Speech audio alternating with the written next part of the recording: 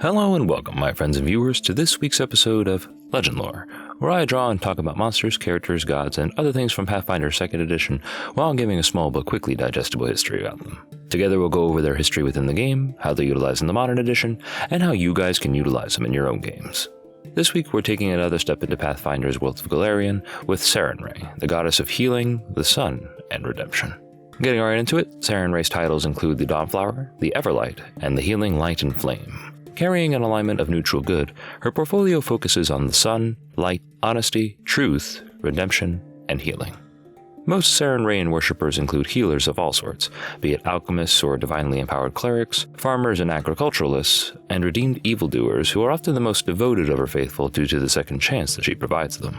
Sarenrae's tenets boil down to protect your allies and the innocent, provide aid of any kind to the sick and wounded, be it easing their burdens through work or actually providing medical care, see the good in others and allow them to seek redemption, and above all, destroy the spawn of the great eating god Rovagug on sight.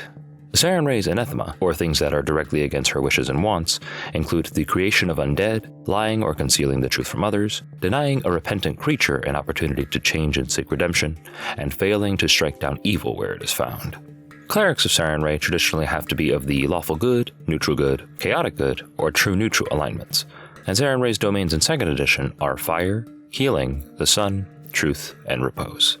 Her favorite weapon is a scimitar, her most commonly found holy symbol is an angel in front of an ankh with its arms wide spread, her sacred animal is a dove, and her designated holy colors are blue and gold. For clerics explicitly, spells that they get access to due to worshipping Sarenrae include Burning Hands at 1st level spells, Fireball for 2nd level spells, and Wall of Fire for 4th level spells. Her divine ability score improvement is either Constitution or Wisdom, her divine font when it comes to channeling energy for healing or harming is Healing, and her chosen divine skill is Medicine. In terms of appearance, Sarenrae often is depicted as an angelic woman with coppery skin, bright golden eyes, warm white feathered wings, and hair that is formed of a calm golden flame. She often wears tunics, coined or jeweled belts, robes, and other articles of clothing similar to that of Arabic or Middle Eastern culture, and is often seen wielding a flaming scimitar in one hand while the other is bathed in healing light. In terms of her backstory, Sarenrae is said to be one of the oldest goddesses in existence, confirmed by the books of the Church of Asmodeus himself. She was created by and served Aias, another ancient god of chaos and the brother of Asmodeus, with those two brothers said to be the first actual gods to emerge from the universe. The two brothers warred over their interpretations of how mortals should be governed, and under the guise of a peaceful ceasefire, Asmodeus killed Aias and earned Sarenrae's hatred and disdain forever, with her taking up his mantle and fighting against Asmodeus with an endless fervor, so much so that he abandoned the war and left to construct his own realm and instill his own authority within it, resulting in the emergence of the layers of hell. Other stories include Sarenrae marveling at the stars created by the goddess Desna and choosing to infuse some of them with life, and being a part of the legendary alliance between the gods to face the world-eating beast Rovagug, with her infusing his prison with the torturous, eternal flame of the sun itself. The massive gash where Rovagug's prison stood was then made off-limits to Sarenrae's followers, but in time they ended up misinterpreting her wish and began to flock towards it, resulting in corruption due to the innately destructive energies that emanated from the prison. As such, she sent her herald at the time, a being by the name of Kohal, to implore the people to leave, but the corruption had grown so great that they ended up capturing and destroying him instead, eliciting Sarenrae's wrath and causing her to smite the very land they settled on. Unfortunately, the strike was strong enough to tear a small rift into Rovagug's prison, from which his bestial children would emerge in time, teaching her a great lesson in patience and the management of her clergy and divine servants, having suffered a great loss of both by her own hand. Speaking of which, Sarenrae's greatest divine servants include Brilla, a sentient wheel of flaming sunlight not unlike that of Iomede's servant Jing, Carlibou, a gold-colored canine-headed hound archon, which is a type of celestial, Mistmorning, an animated weapon that bears the same powers as a unicorn, and finally, there's Sunlord Thalakos, Sarenrae's current herald and manifestation of her divine will, depicted as a platinum-skinned, four-armed celestial who wields a bow and a pair of scimitars, all while being escorted by a set of 11 divine doves. Sarenrae has also been credited with the creation of the servitor race known as the Yom, a group of celestials said to be born from the souls of phoenixes every time that they are reborn in fire. In terms of her relationships with other gods, Sarenrae consorts with almost all non-evil gods, and sometimes will commune with evil entities in the hopes of turning them away from darkness and villainy. She is apparently also known to be in a polyamorous relationship with the goddesses Desna and Shaylin, but that feels a tad bit like wish fulfillment for me personally, so I don't include that. Gods who keep to traditions or have a more conservative idea about how to deal with evil, such as Iyomide or Torag, oftentimes distrust Sarenrae and believe her wish to see good and redemption in others as a weakness. Despite this, with her age and her past experiences, Sarenrae has a very fine-honed sense of true repentance, and knows that there are indeed evildoers who are sincerely irredeemable. Her true enemies are of course Rovagug, the mindless world eater, and Asmodeus, who betrayed and slew her creator and mentor under the guise of peace and brotherhood.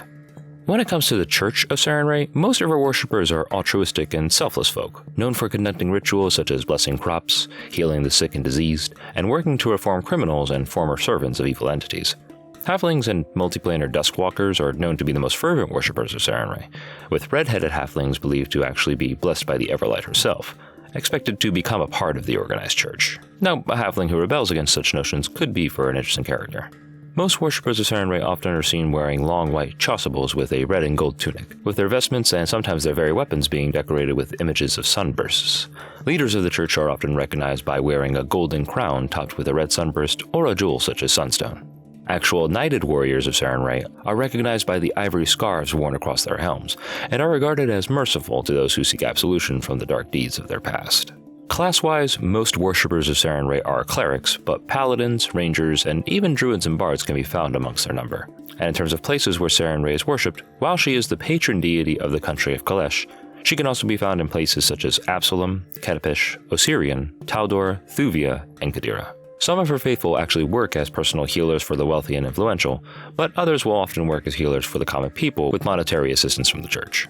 This could cause a bit of a schism between the faithful, as some may question whether or not those who work for nobles heal out of actual devotion or purely for the gold. Now when it comes to temples of Sarenrae, they are often very open and spacious with mirrors formed of brass and gold that are positioned to focus sunlight towards the main altar. Whether or not this is a massive fire hazard is up for debate, but priests of Sarenrae are often known to make fervent pilgrimages between temples, such as the legendary Everlight oasis in her home country of Kalesh. In terms of rituals and rites performed by the church, the most common form of prayer is to awaken at dawn and give praise at sunrise. Sarenraeans are also known to practice swordplay with the scimitar, her chosen divine weapon, as well as serving as both medics and dervishes when it comes to actual physical battle. Church masses are often very joyous and inspirational affairs, full of motivational speaking alongside singing, dancing, and accompanying music. The Holy Book of Sarenrae, named to the birth of light and truth, will often include blank pages at the end for her worshippers to write their own inspirational stories for the next person to find and read. In Pathfinder's setting of Golarion, Sarenrae's main holidays include Burning Blades, which is the last day of a month-long cultivation in which her faithful engage in the namesake dance with flaming weapons, and the Sunrod Festival, held on the summer solstice and made to commemorate Sarenrae's mythical stories such as her war against Rovagug. And finally, as a last detail, Sarenrae's favorite animals include the dove, the falcon, and the basking lizard. Seeing any of these kinds of creatures on your journey usually is a sign of great favor. Now, when it comes to mechanical benefits within the game, Sarenrae's obedience, which is a special form of prayer that offers those who engage in it boons, is to either offer to heal a stranger of their wounds by any means such as spells, scrolls, or potions, or try to locate the sun in the morning sky while blindfolded with a red and gold scarf. Doing either of these rites will grant a character a +2 sacred bonus to all perception checks. Sarenrae can also show her approval by sending doves or the sudden unusual appearance of ox. Likewise, her disfavor can be seen through unexplained sunburns or even blindness, which can last minutes for minor transgressions or an eternity if the offense is truly grave. From this, there are also further mechanical boons that you can earn by acting in service to the Everlight, ranging from minor to moderate to major. It is also important to note that you do not need to be a cleric or a champion to receive these boons, as they are up to the Dungeon Master and often denoted by roleplay. For Sarenrae's minor boon is the next time that you heal another creature, instead of healing it for the normal amount that you roll, you heal the creature to full hit points, no matter how much damage it has taken. This kind of boon is one that Sarenrae usually grants in extreme circumstances, such as a party's near death or TPK. Sarenrae's moderate boon, which is a little bit more simple, allows your attacks to deal an additional 1d6 fire damage that ignores any form of fire resistance.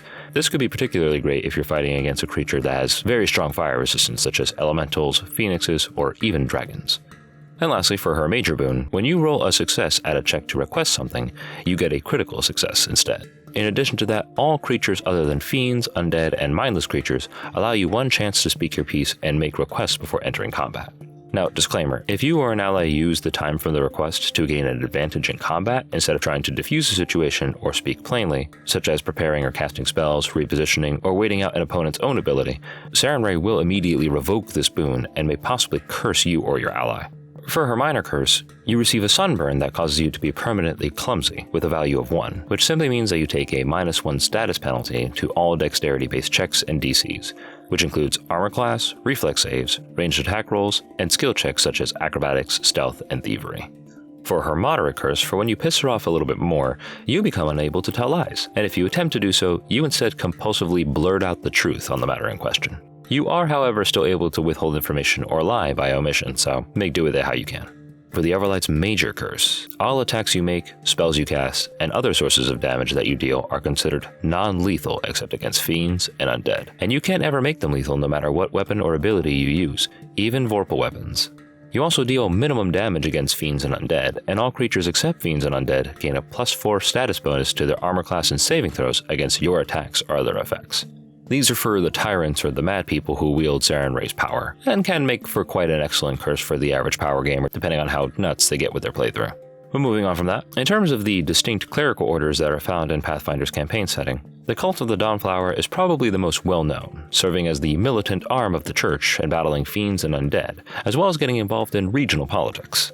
Their focus ranges from descending into the very pits of hell to fight demons, to lobbying against slavery and indentured servitude, so they can make for a great general organization for your players to be a part of.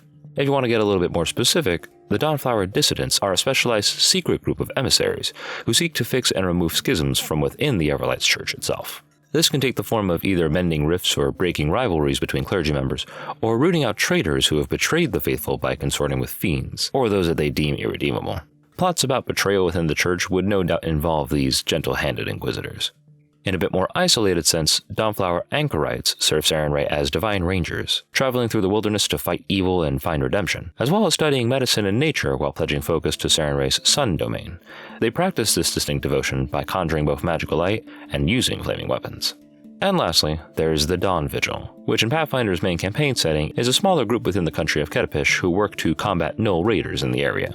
Despite this specificity, the Dawn Vigil can serve as a great name or source of inspiration for any militia or vigilante group, cultivated around Sarenrae and formed so that people can defend their home from all sorts of dangers, be it goblins, orcs, gnolls, wood elves, human colonizers, whatever have you. Now in terms of depicting Sarenrae at the table, should your PCs ever physically encounter her, if her lore as one of the oldest goddesses in the world is to be believed, she isn't some naive, temperamental zealot who seeks to forcefully impose the idea of help and redemption on her followers. Sarenrae's been around for a while. She knows a lot of the tricks in how to evolve and change in order to suit the goals that she seeks to accomplish. She lets her powers and idea of hope for positive change speak for themselves, as healing is something that most, if not all people, seek to be after, be it to cure a disease, save a friend from a lethal wound, or to heal and grow from the trauma that one's experienced over the course of their life. As such, Sarenrae is calm, self-assured, protective, and extremely clear in her instructions and intentions when it comes to her faith. She works diligently to measure their abilities and ensures that they know when a potential redeeming convert is true or a lost cause. She hates the idea of hoarding one's power just for the sake of wealth and status, and believes that strength and magical prowess should be used for the betterment of the world and the healing and protection of others. This doesn't mean that she disdains mercenaries or knights who are being paid for their work, but one's motivation should not solely be gold or status, rather than an actual wish to help the world.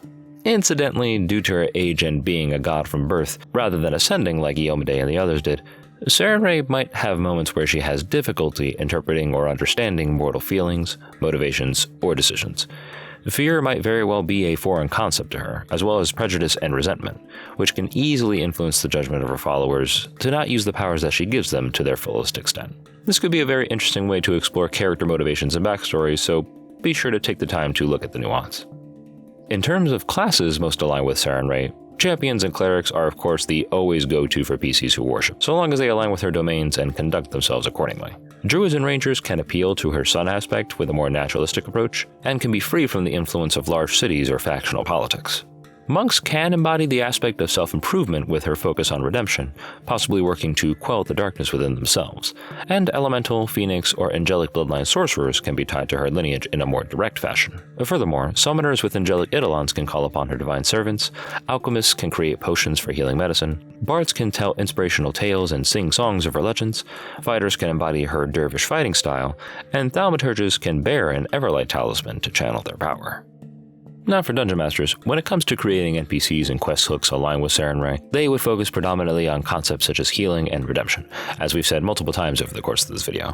Clerics of the Everlight who the PCs appeal to for healing or resurrection can give them quests as a form of repayment, and Sarenrae dervishes can come to the aid of a party being annihilated by a monster. Both are great ways to introduce new NPCs and quest givers, especially if the party are in a brand new area and are looking to form some new contacts. In terms of quest ideas themselves, an alchemist healer can ask the party to retrieve rare ingredients for a potion that he's creating to cure a specific disease. Or, early on at a dungeon, the party can discover a cultist or evildoer who seeks to repent from their evil ways, with them possibly aiding them in hopes of undoing the harm that they caused in the first steps towards potential redemption.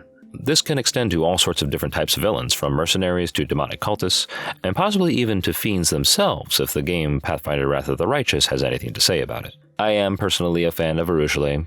On the other hand, Sarenrae NPCs could be more concerned with going out and actively making a difference, rather than being the ones to assign quests to the party and expecting them to do it and come back.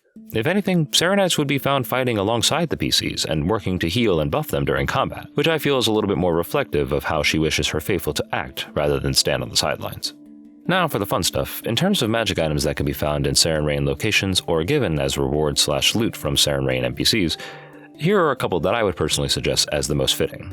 Items that focused on healing and removing negative effects, wielding divine fire, or detecting and combating evil and destroying undead would probably be what she would seek to cultivate and arm her faithful with. All of these can be found on the Archives of Nethys reference website linked below in the description. And lastly, for our homebrew magic item this evening, we have the Blade of the Godray, which is a +1 Holy Flaming Scimitar. This weapon also receives an additional enchantment bonus to attack rolls equal to the number of allies within 30 feet of the wielder, who have less than half their maximum hit points. If the wielder wishes, they may instead forsake this bonus and the ability for this sword to receive its bonus for the rest of the day to instead cast a healing light upon any target within 30 feet. These targets then heal for 1d10 times the number of the weapon's enhancement bonus, or they suffer damage if they are undead. I've included the item stat block in the description below, and with that, that's Sarenrae the Everlight, everybody. I want to thank all of you guys for watching. If you enjoyed the video, please like, comment, share, and subscribe, and press the little bell icon to be notified when future videos are uploaded. Also, Dungeon Masters and players, let me know how you have used or encountered Sarenrae in your individual games, and also let me know what you guys would like to see in upcoming videos. But until then, I'll see you guys next time.